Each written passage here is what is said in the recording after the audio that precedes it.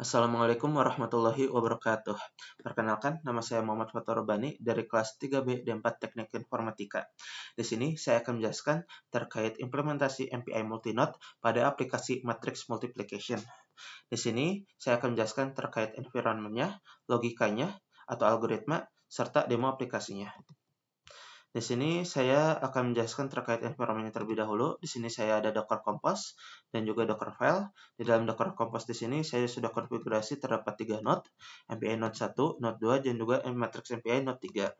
Yang dimana ketiga node di sini berada dalam satu jaringan supaya mempermudah dalam komunikasi. Lalu di dalam Docker file saya di sini mengkonfigurasi beberapa package yang diperlukan. Contohnya itu MPI CH dan juga SSH. MPI CH di sini berfungsi untuk menjalankan MPI dan juga SSH digunakan untuk mengirim pesan. Lalu di sini juga saya mengkonfigurasi untuk MPI itu ada MPI usernya. Untuk tiap node-nya terdapat MPI user. Lalu di sini juga saya konfigurasi SSH-nya. Nah, bisa dilihat di sini sudah terdapat 3 node yang berhasil dijalankan. Lalu saya lanjut kepada aplikasinya. Di sini saya ambil dari aplikasi Matrix Multiplication tugas sebelum-sebelumnya. Nah, di sini saya menambahkan konfigurasi MPI unit, com rank, dan com size-nya untuk mendapatkan jumlah prosesnya dan juga ID prosesnya. Lalu kita lanjut ke dalam konfigurasi MPI-nya saja. Di sini ada MPI broadcast. MPI broadcast di sini berfungsi untuk mengirim pesan ini dengan jumlah sini, tipe datanya ini dari rank proses ini. Seperti itu. Sehingga dari rank proses 0, dia akan mengirimkan data ini ke dalam seluruh proses di MPI ComWord. Nah, di sini raw call ini merupakan yang sudah saya dapatkan pada codingan ini, yang dimana ini dijalankan di rank 0. Lalu di sini saya karena MPI broadcast di sini tidak bisa untuk mengirim data matriks 2 dimensi, sehingga saya ubah terlebih dahulu matriks tersebut menjadi matriks 1 dimensi. Di sini saya menggunakan fungsi perulangan seperti ini. Lalu setelah diubah menjadi 1 dimensi, saya membroadcast pesan tersebut, yaitu flat A datanya dan juga flat B datanya. Ini menggunakan dot data ini karena di sini itu berupa pointer, menggunakan ini ya. Ini berupa ini mengirim pointernya seperti itu. Lalu untuk MPI broadcast di sini itu merupakan datanya. Ini jumlah datanya karena di sini itu flat A data itu sebesar raw A dan call A. Lalu ini tipe datanya yaitu float dan di sini rank proses yang mengirimnya. Lalu ini adalah channelnya yaitu MPI ComWord umumnya.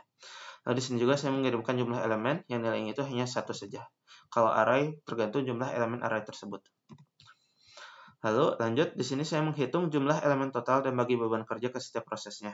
Di sini saya menghitung elemen per prosesnya, didapatkan dari jumlah elemen dan juga size-nya.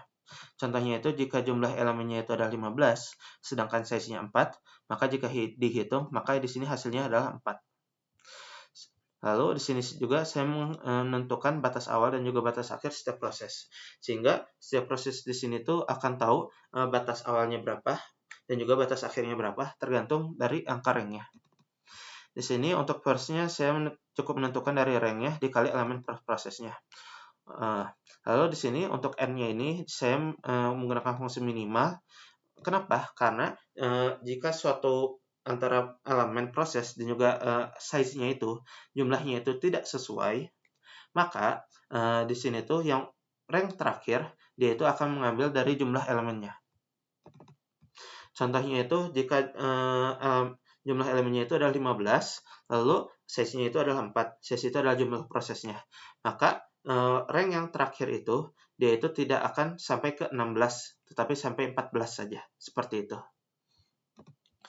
Lalu di sini juga ada menghitung hasil perkalian matriks untuk bagian yang ditugaskan ke proses ini. Jadi setiap proses akan menjalankan tugas ini untuk melakukan perkalian matriks dengan nilai first dan n yang berbeda. Lalu di sini setelah menghitung tiap prosesnya, saya mendefinisikan count elemen dan juga starter untuk menghitung jumlah elemen yang dikirim dari tiap proses dan juga posisi awal untuk setiap proses. Di sini sangat penting untuk di fungsi MPI getter. Setelah saya menghitungnya, Di sini masuk ke dalam MPI getter v. MPI getter v di sini adalah fungsi untuk mengumpulkan hasil dari semua proses ke proses root atau proses 0. Tetapi perbedaan dari MPI getter v dengan MPI getter adalah MPI getter v itu bisa mengumpulkan hasil dari semua proses dengan jumlah data yang berbeda. Sedangkan MPI underscore getter saja itu hanya bisa mengumpulkan data dengan jumlah elemen yang sama. Seperti itu. Di sini ada beberapa parameter utamanya. Time data di sini yang merupakan data utamanya yang kita dapatkan di sini, di mana time data itu menyimpan data-data prosesnya. Lalu time size-nya itu ukurannya. Kemudian MPI plot ini adalah tipe datanya. Lalu flat C data di sini berfungsi untuk menyimpan seluruh time-time-nya. Setelah itu, di sini tuh ada count elemennya, jumlah elemen tiap prosesnya, yang dimana sudah saya definisikan di sini. Lalu ini adalah offset awalnya, starternya, yang sudah definisikan di sini juga. Lalu ini adalah tipe data dari penerimanya. Mau diterima sebagai tipe data apa. Lalu ini dikirim dari rank proses apa. Lalu ini channelnya, seperti itu.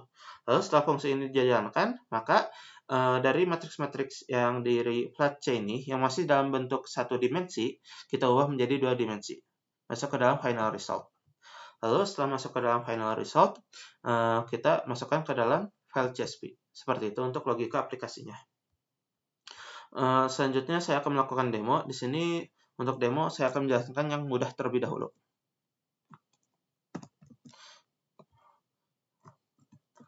Untuk matriks mudah di sini tuh saya terdapat 3x3 di matriks A dan juga di matriks B mudah ada 3x3 juga.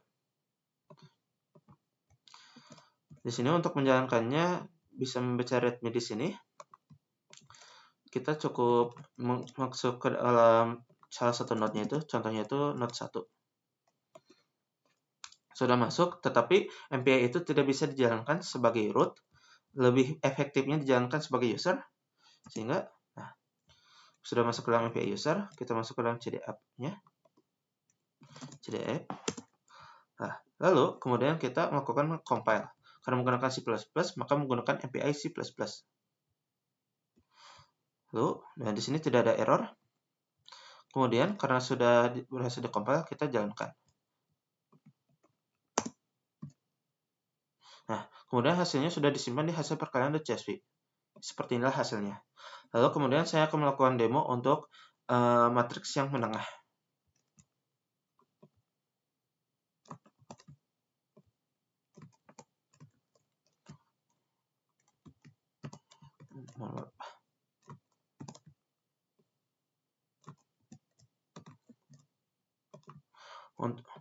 Pertama kita compile lagi.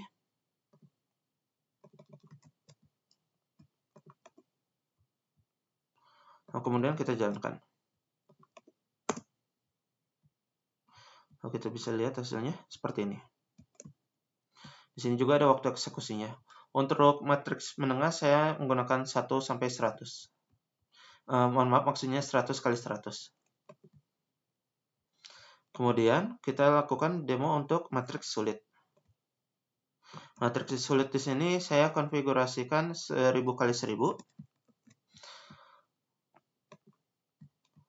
Lalu kita compile lagi setelah diubah.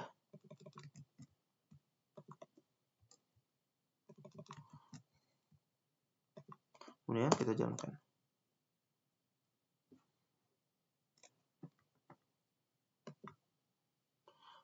Di sini bisa dilihat waktu eksekusinya dan juga hasil perkaliannya sudah ada. Seperti ini. Nah, tetapi kita bisa lihat bahwa waktu eksekusinya cukup banyak hanya karena jumlah prosesnya 2. Dari jumlah proses di sini kita bisa dapatkan dari maksimal ini ya. Di sini saya sudah konfigurasi host file-nya sehingga untuk tiap node itu masing-masing menjalankan 2 sehingga maksimalnya itu 6. Mari kita jalankan apabila jumlah prosesnya itu adalah 6.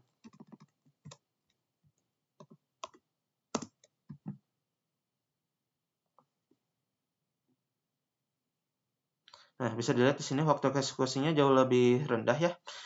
Dan juga hasilnya jauh sudah tersimpan. Sama. Ya, mungkin itu saja dari saya. Mohon maaf masih banyak kekurangan dari aplikasi ini. Semoga kedepannya bisa lebih baik lagi. Wassalamualaikum warahmatullahi wabarakatuh.